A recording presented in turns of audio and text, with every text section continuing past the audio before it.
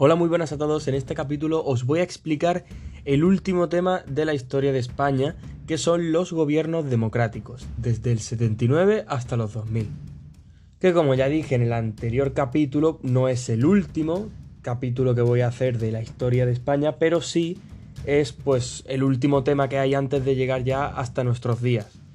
Y este episodio no es como tal una continuación exacta del otro, porque en el otro capítulo vimos la transición que va desde el 75 hasta el 82, y aquí lo que vamos a ver son los gobiernos democráticos que hubo desde que se acabó la dictadura hasta estos años 2000. Entonces, no es una continuación en el tiempo, sino que es más o menos paralelo a lo que vimos en el anterior episodio. Como ya os dije, estos dos últimos temas son una puta mierda, porque lo único que es cambio de gobierno a otro, elecciones, constituciones, leyes, que es un aburrimiento. Pero bueno, hay que comentarlo igualmente, porque es, ya te digo, lo más reciente que tenemos en la historia de España. Cuando acabe con este capítulo, volveremos al pasado y empezaremos a comentar cosas más interesantes. Así que no me voy a enrollar más y vamos a comenzar con el capítulo. Primero, como siempre, ya sabéis, una pequeña introducción. Esta vez voy a ir un poco más rápido porque está relacionado con el anterior capítulo. Y bueno, cuando Franco muere en 1975, en el ámbito político se crea una gran incertidumbre y tensión entre los sectores más cerrados del régimen y los más abiertos.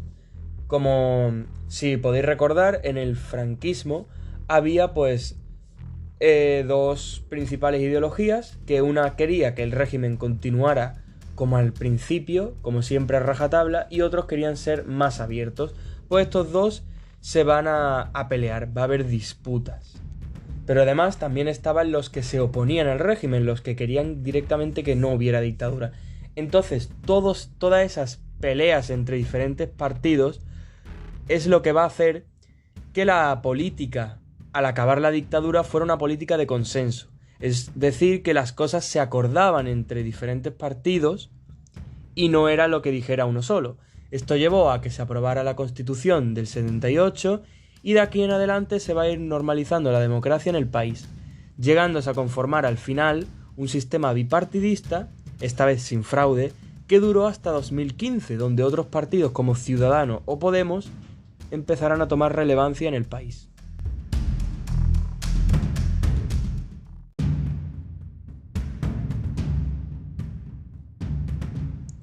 Una vez aprobada la Constitución de 1978, se disolvieron las Cortes y se convocaron elecciones legislativas para marzo de 1979. La UCD triunfó, pero no obtuvo la mayoría absoluta y muy de cerca le siguió el PSOE. Los resultados ya iban dando indicios de que el bipartidismo estaría bastante presente en el país, como ya he dicho. Adolfo Suárez fue el primero en formar un gobierno constitucional que incluía miembros tanto de su propio equipo como de algunas minorías del Congreso, sobre todo nacionalistas catalanes. El presidente tomó como objetivo la elaboración de la Constitución e implantar medidas sociales para complementar esta transición, como por ejemplo el Estatuto de los Trabajadores de 1980, entre otras medidas más. Pero el gobierno de Suárez pues tuvo algunos problemillas. Para empezar, la oposición de la izquierda se hacía cada vez más fuerte, ya que tras las primeras elecciones municipales logró hacerse con la alcaldía en muchos ayuntamientos importantes como Madrid y Barcelona. Esta oposición por parte de los socialistas se vio bastante clara cuando trataron de hacer una moción de censura contra el gobierno. También dentro del propio partido de la UCD había peleas y disputas. La crisis económica que el país estaba pasando aumentó a pesar de los pactos de la Moncloa, lo cual también fue un problema que tuvo que gestionar el gobierno. Y por supuesto los etarras continuaron haciendo de las suyas, aunque el gobierno hiciera leyes de amnistía y obtuvieran la autonomía vasca, el terrorismo de ETA no cesaba. Los grupos de extrema derecha también atentaban con todo lo que tuviera que ver con el nuevo gobierno. Incluso los sectores más conservadores del ejército estaban planeando un golpe de estado para reinstaurar otra dictadura militar.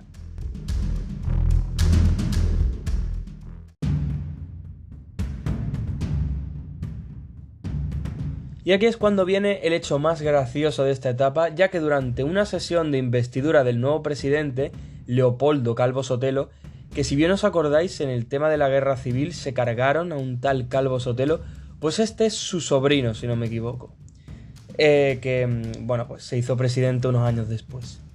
El caso es que durante esta sesión, el 23 de febrero de 1981, se intentó un golpe de estado para reinstaurar el régimen, donde un grupo de guardias civiles, liderados por el teniente coronel Antonio Tejero, asaltaron el Congreso durante la votación. Y por otro lado, en Valencia, el capitán general Milans del Bosch llevaba a cabo una sublevación. También el general Alfonso Armada, que era muy cercano a la Casa Real, colaboró con el intento de golpe. El plan en principio parecía infalible, pero al final acaba saliendo con el culo, ya que, para empezar, cuando entraron al Congreso y se pusieron a apuntar con las armas los guardias civiles y dijeron a todos los demás que se sentaran, pues no les hicieron ni puto caso. Incluso un viejo intentó enfrentarse a ellos y necesitaron como a 3 guardias civiles para pararlo. Así que ya por esa parte fue más un espectáculo que un golpe de estado. Y por otro lado, cuando pasaron unas horas, el rey dio un comunicado por televisión diciendo que no apoyaba el golpe, por lo que Tejero y los demás se retiraron por la mañana y acabaron apresando. Porque pensad que al fin y al cabo el rey es el que manda en las fuerzas armadas. Entonces, el éxito del golpe dependía en si diera el visto bueno o no. También pensad que si hubiera dado el visto bueno, es posible que España hubiera vuelto a una dictadura, pero aquí lo hizo bastante bien y decidió desacreditar el golpe. Aparte de esto del rey, pues la falta de control de los medios de comunicación y el hecho de que muchos militares se mostraran leales al nuevo régimen, al régimen democrático me refiero, pues hicieron que el golpe fracasara. Aún así, el fracaso del golpe fue todo un hito en nuestra historia, por hechos pues como la actuación del general Gutiérrez Mellado en el Congreso y muchas otras cosas que aún están por investigar a día de hoy. Este golpe tuvo bastantes consecuencias. Por un lado, la figura del rey se vio muy favorecida, ya que no apoyó a los golpistas. Sin embargo, la de Calvo Sotelo empeoró bastante porque se estuvo peleando durante todo su gobierno con el PSOE y dentro de su propio partido, la UCD. En este momento el golpe no fue lo único destacable, también hubo bastante polémica con la ley del divorcio, la entrada en España de la OTAN o la LOAPA, la Ley Orgánica de Armonización del Proceso Autonómico, que fue reclamada por los pesados de los catalanes y rectificada al final por el Tribunal Constitucional. El gobierno también tuvo que enfrentarse a una crisis sanitaria de la hostia, ya que hubo una producción de aceite que salió chunga y pues mucha gente que ingirió este aceite de colza adulterado pues murieron. Aproximadamente este aceite de mierda provocó más de 1000 fallecidos y los que lo ingirieron y sobrevivieron tuvieron graves secuelas. También fue bastante relevante lo que llamaron Caso Almería, en el que unos agentes mataron a 3 jóvenes porque pensaban que eran activistas de la ETA. Si no me equivoco, eran 3 jóvenes que iban en un coche. La policía pensaba que eran terroristas y sin preguntar o sin hacer caso, cogieron, los sacaron del coche y se los cargaron simplemente. Y este hecho pues provocó bastante revuelo en la población. Socialmente hablando, estos fueron los años del Destape. El Destape pues es ese periodo donde toda la censura presente en el franquismo desaparece. Aquí también se empiezan a poner bastante de moda pues las películas estas típicas de Fernando Esteso y Pajares, donde sale una teta cada 30 segundos y tan tranquilos, cosa que durante el franquismo no se podía hacer. Básicamente el país acaba de salir de una dictadura y había un boom de libertad increíble. También la Iglesia fue perdiendo poco a poco influencia sobre la sociedad, que se volvía también a su vez más insegura. Fue este también el periodo del boom de la heroína en España. Todos estos problemas que afrontaba el país hicieron que la UCD se fuera pudriendo poco a poco, así que el PSOE se preparaba para hacerse con el poder, siendo su representante Felipe González, que apostó por modernizar y rejuvenecer el partido para ganarse el voto popular. Tras las elecciones andaluzas del 29 de octubre de 1982, el PSOE consiguió la mayoría absoluta con 202 diputados de 350. La UCD prácticamente no la votó ni el tato, obtuvo 11 escaños y esta vez fue la Alianza Popular de Manuel Fraga, el principal rival del gobierno, que obtuvo 107 escaños. El CIU y el PNV acabaron siendo las fuerzas nacionalistas más destacadas y el Partido Comunista quedó ya en el olvido, con solo 4 diputados. Y como este es el momento preciso, octubre de 1982, donde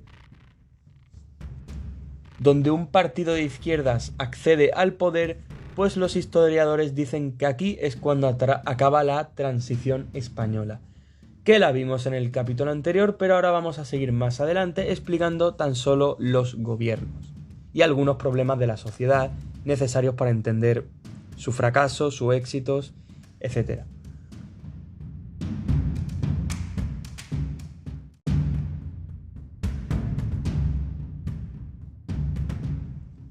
Una vez acabado el periodo de la transición, vamos con los gobiernos socialistas desde el 82 hasta el 96. A partir de su primera victoria, el PSOE va a ganar 4 elecciones generales seguidas, lo que hizo posible una larga etapa de gobierno de la izquierda moderada. En las 3 primeras elecciones ganó por mayoría absoluta y gobernó totalmente en solitario, pero en la última necesitó el apoyo de los nacionalistas, del CIU y el PNV. Es decir, el Partido Socialista necesitaba más votos para alcanzar la mayoría absoluta. Entonces se alía con los catalanes y los vascos para poder acceder al poder. No sé a vosotros, pero a mí me suena como de algo, ¿no? En fin, durante los 4 gobiernos del Partido Socialista tuvieron como objetivos la modernización del país económicamente, la extensión del estado de bienestar, la democratización de la administración, sobre todo del ejército y de la policía, y la integración de España en instituciones internacionales. En resumen, pretendían que España fuera un país con una economía moderna, que el ejército y la policía fueran instituciones democráticas y que España participara en más proyectos en colaboración con otros países de fuera. Sin embargo, va a haber ciertos asuntillos que van a tener que resolver, como siempre, como por ejemplo la grave crisis económica, como comenté antes, inflación, deudas, déficit público. Y como se suele decir, situaciones desesperadas requieren medidas desesperadas, así que el equipo económico del gobierno toma la decisión de devaluar otra vez la peseta, lo que causó congelamiento de salarios y prestaciones sociales que llevaron a cabo la reconversión industrial, que fue tremendamente impopular, ya que supuso el cierre de muchas fábricas, y no solo eso, sino que despidieron a muchos trabajadores y jubilaron antes de tiempo a muchos otros. Esto principalmente afectó a las regiones del norte, ya que eran las que estaban más industrializadas, provocando una etapa de huelgas y disturbios, donde acusaban al PSOE de traicionar a su electorado, por lo que fue creándose una política derechista. A pesar de las medidas, los planes de promoción de empleo, las jubilaciones anticipadas o flexibilizar el mercado del trabajo, el paro siguió aumentando, llegando al 22% en 1985, que fue la cifra más alta de Europa. Este aumento también fue causado porque todos esos niños que nacieron en el baby boom, en los años 60, pues ya habían llegado a la edad adulta. Y claro, de repente estos niños se hacen mayores de edad, que son una generación muy numerosa, y encima se les ha reducido las plantillas en las fábricas, pues es normal que el paro aumente de tal manera. En el ámbito fiscal se mejoró la gestión tributaria y aumentaron el número de inspectores de Hacienda, el terror de los youtubers. Esto fue para perseguir el fraude y recaudar impuestos. Todo esto al final consiguió efectos positivos, la inflación bajó, coincidiendo también con que el petróleo estaba más barato, permitió que la economía se fuera recuperando poco a poco. Sin embargo, las rebajas salariales que pactaron el gobierno y la patronal acabaron por expulsar a los sindicatos, incluso a la UGT, que era el sindicato más cercano al PSOE, llegando a enfrentarse a este. Por otro lado, la política de protección social llegó demasiado tarde y no se aceleró hasta después del 88, ya que el gobierno se centró principalmente en el paro y a proteger a los desempleados. También se enfocó en las pensiones y en la sanidad, convirtiendo estas tres cosas en lo que más dinero invirtió el Estado en esa época.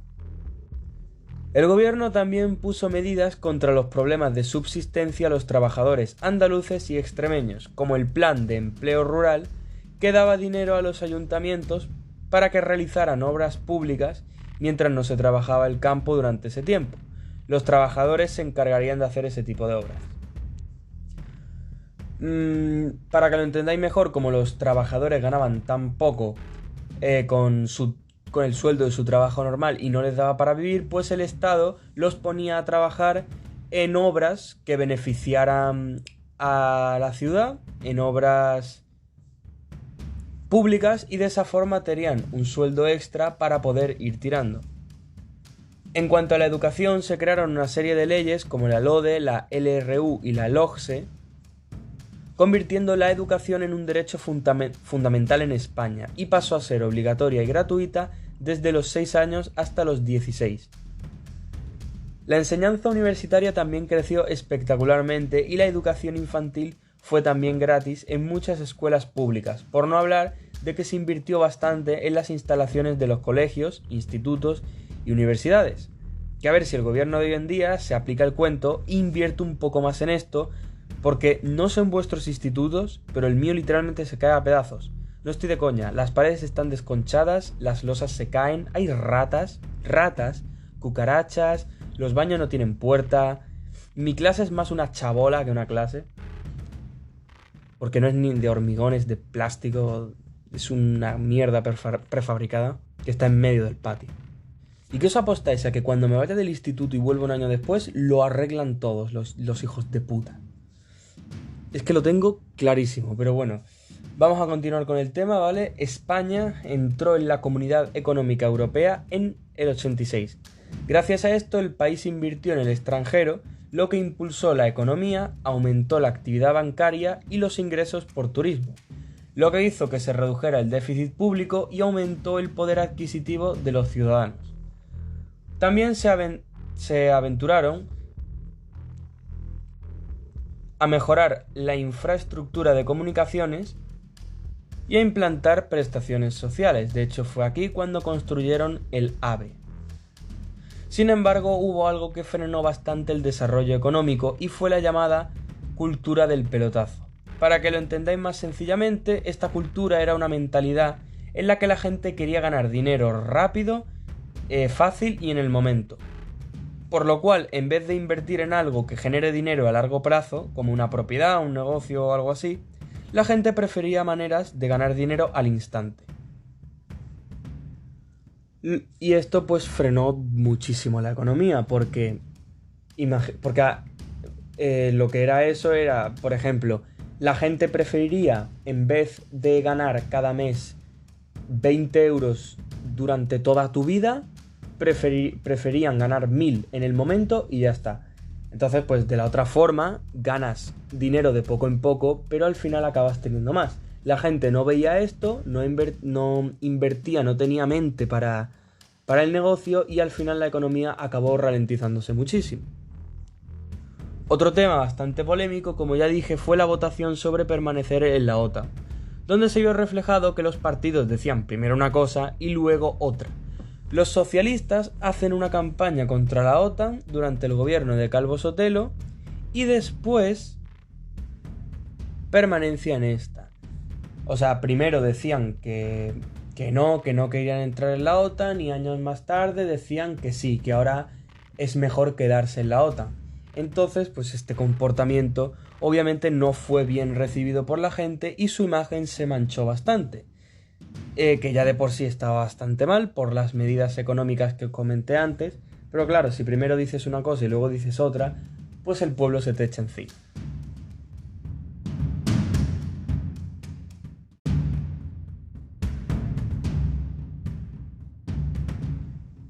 De 1982 a 1996, las conspiraciones para acabar con la democracia prácticamente llegaron a su fin, ya que el sistema parlamentario estaba totalmente consolidado.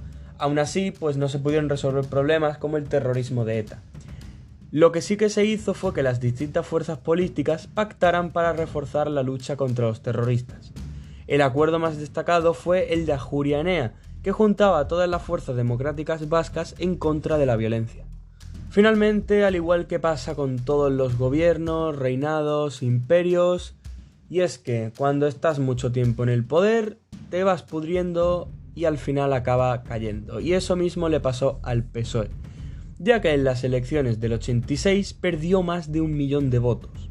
Los estudiantes y los sindicatos organizaban bastantes manifestaciones contra las medidas, pero ni la huelga general del 88 impidió que el PSOE volviera a salir ganador en el 89, aunque esta vez no fue por paliza, fue más justillo.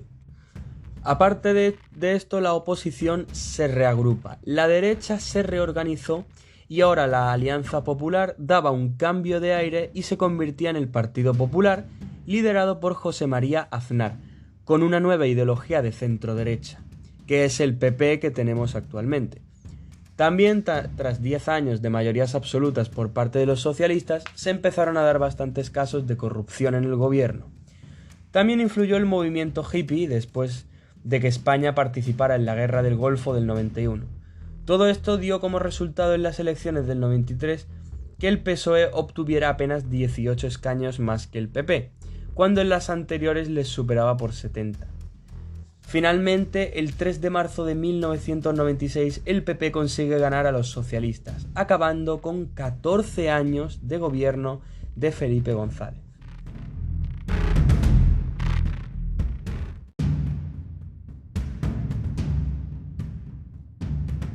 Ahora el PP tenía el poder gracias a sus apoyos del CiU, el PNV y la coalición canaria, más su cambio ideológico.